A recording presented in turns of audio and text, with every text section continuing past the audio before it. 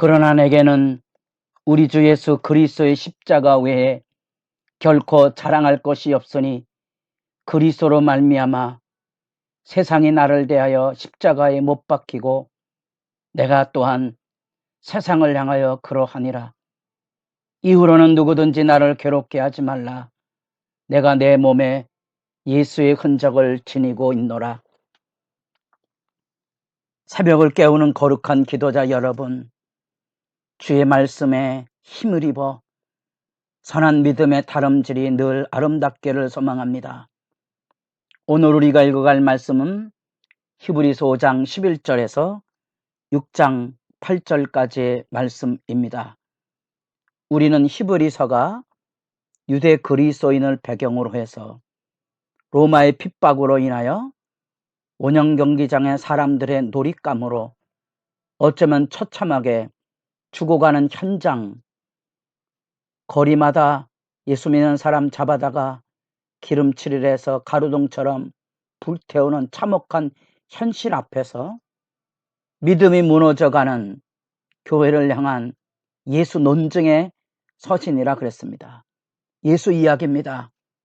예수 외에는 그 안타까운 현실을 이겨낼 길이 없는 거지요. 예수 이야기하고 있는 겁니다. 아마 히브리서를 쓴 저자보다 지금 우리는 히브리서를 더 눈물나게 보는 것은 히브리서가 쓰여진 5, 60년대의 그 처참한 환경은 히브리 기자가 외쳤던 말씀처럼 그렇게 단시간에 끝난 것이 아니라는 겁니다. 이 믿음을 붙들고 수많은 초대 크리스찬들이 로마에 핍박받는 신앙 공동체가 생명을 뿌려 희생과 아픔의 세월을 200년, 300년 지속해야만 했던 거죠. 마음이 점이 옵니까? 그 그리스도 사역에 대한 이야기입니다. 예수 그리스도의 구원 사역, 예수님께서 십자가를 지고 가셨던 그 사역, 그 사역의 의미의 가장 중요한 핵심이 결국은 예수님께서 하나님과 사람 사이에 중보자가 되어서 우리를 하나님의 은혜의 길로 인도하시는 큰 대제사장의 사역이 논증의 핵심이지요. 그 이야기를 구약의 여러 가지 인용 구절을 통하여 예수 그리스도의 대제사장직에 대한 설명을 이어나가며 또한 그 예수 신앙으로 그들도 고난을 디뎌가기를 소망했던 겁니다.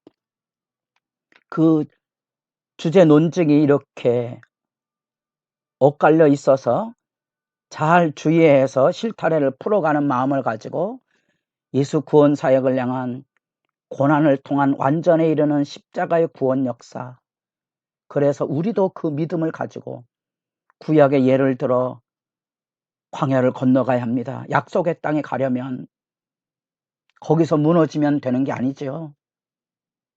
그들이 그 말씀을 진실히 지키지 못했다가 그 말씀 앞에 순종하지 못했다가 광야에 무너진 이야기를 지금 히브리 기자는 애타게 호소하고 있는 겁니다. 지금의 핍박과 시련 가운데 무너지지 않기를 정말로 원했던 거지요. 또한 약속의 땅에 들어갔다고 해서 여호수아가 안식을 준 것이 아니라는 겁니다.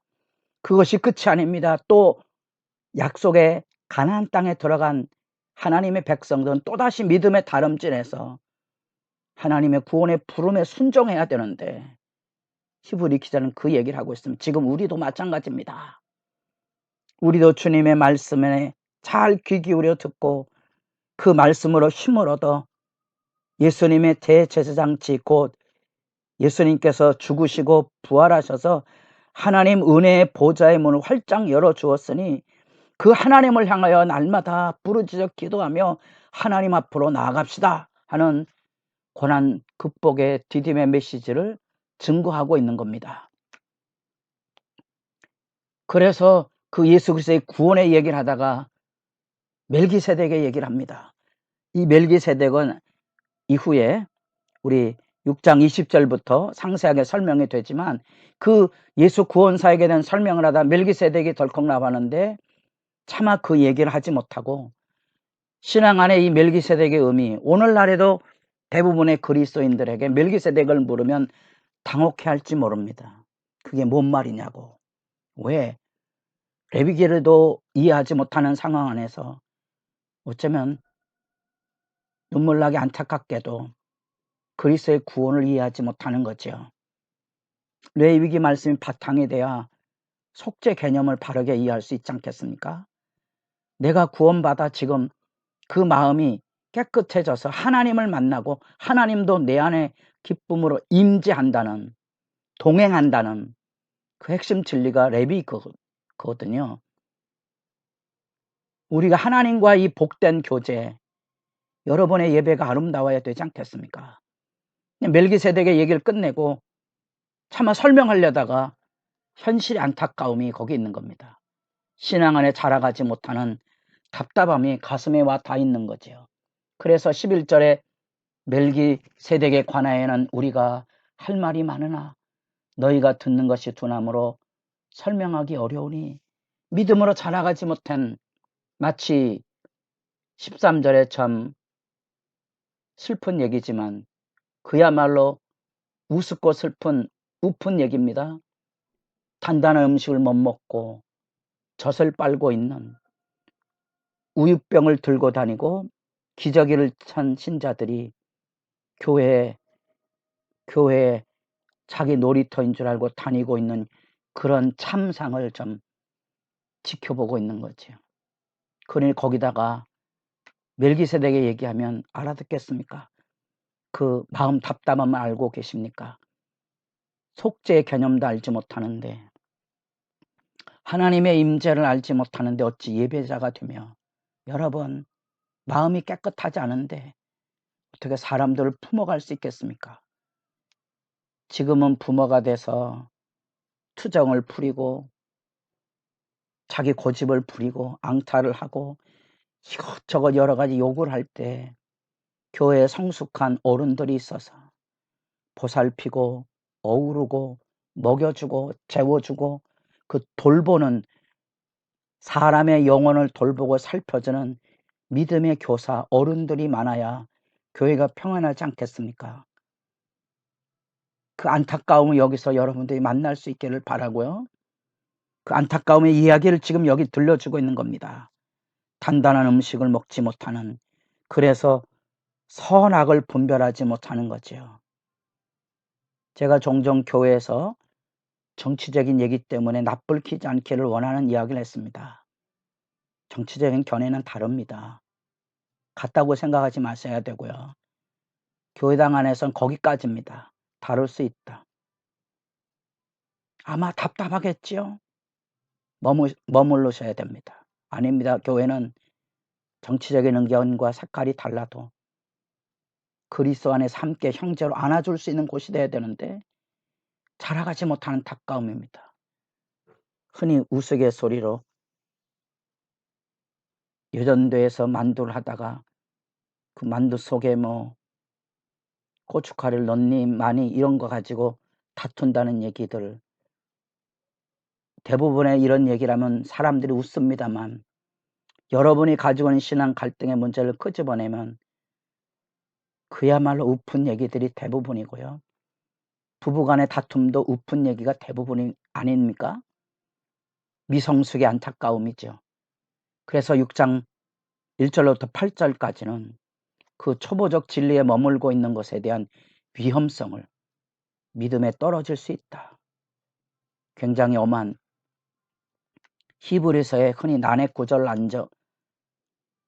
알려진 경고문이 뜹니다. 빨간 경고문입니다. 믿음 앞에 떨어질 수 있다. 2장 1절로부터 4절까지 믿음의 이 배가 천국을 향하여 잘 가야 되는데 이 배가 그만 세파에 흔들려서 떠내려갈 수 있다. 믿음이 파손할 수 있을까?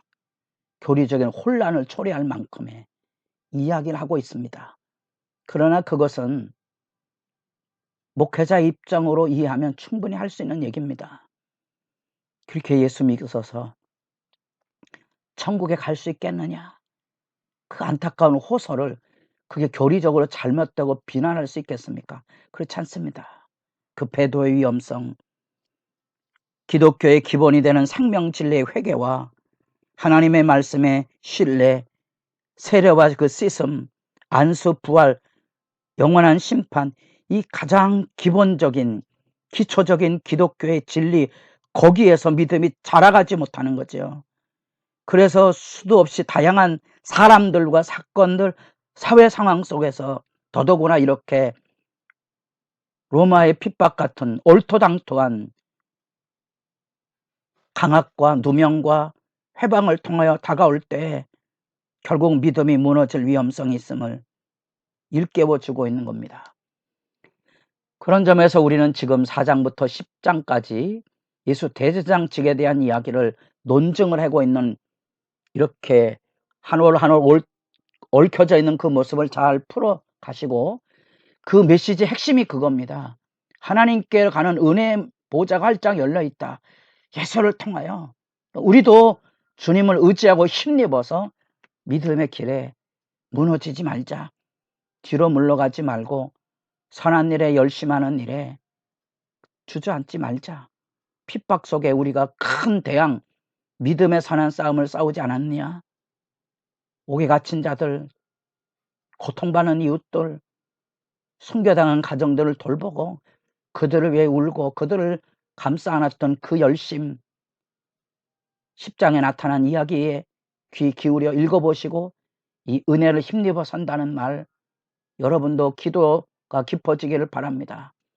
그러나 그 예수 대제사장에 대한 얘기를 하다가, 말씀의 인용을 하다가 그만 멜기세덱에 턱 막혀서 진리의 이야기를 바르게 수용하지 못하는 영적 미성숙에 대한 답답함에 그 진리 가운데 자라가기를 외치고, 우리가 만약에 그 믿음 가운데 자라가지 못하면, 진리의 분별을 가지고 성숙 믿음 앞에 자라가지 못하게 되면, 그 영적인 분발로 승리하지 못하게 되면 믿음이 무너질 수 있음을 이야기하며 영적으로 분발을 얘기하고 있습니다. 여러분들은 시련과 아픔을 통하여 믿음이 더 자라갔습니까? 더 깊어졌습니까? 어쩌면 나를 회방하고 대적하는 사건, 사람 때문에 나는 눈물의 기도와 진리에 대한 열망으로 더 깊어져 가게 될 것입니다. 그 진리의 터를 바르게 세우고 신령한 집을 짓는 것처럼 하나님의 나라는 히브리서가 말하는 메시지 그대로 고난을 통하여 완전에 이르는 것임을 기억하시고, 여러분도 더 깊은 신앙을 향하여 더 높게 날아가는 일에 깨어 있도록 기도하시기 바랍니다.